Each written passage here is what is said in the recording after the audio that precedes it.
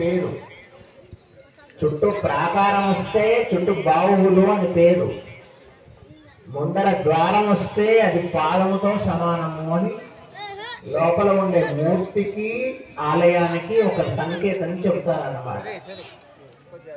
లోపల ఉండే ఆలయాన్ని నువ్వు దండం పెట్టావా, దర్శించుకున్నావా లేదా?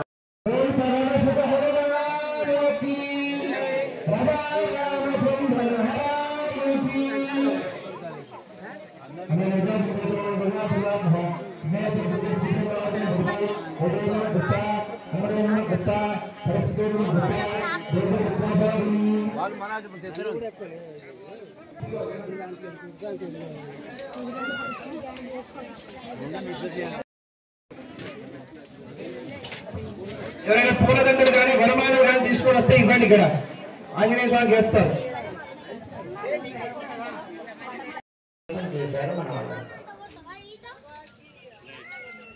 మరి ధ్వజస్తంభం పెట్టాలంటే శిఖరం ఉండాలి, తల ఉండాలా ఉండద్దా?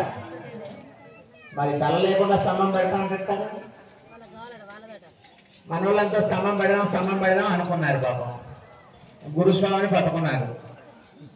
సరే గురుస్వామి కూడా స్తంభం పెట్టేద్దాము అని ఆయన కూడా పాపం మీ అందరికీ ఉత్సాహాన్ని ఇవ్వాలి కదా, గురువు కదా, ఆయన కూడా పాపం తల ఊపేసాడు. కానీ మన ఆంజనేయ స్వామి ఒప్పుకోలే. ఏం కావాలి ఆయనకి? ముందు శిరస్సు ఉండాలి. శిఖరం శీర్షమిచ్చాహు అంటారన్నమాట.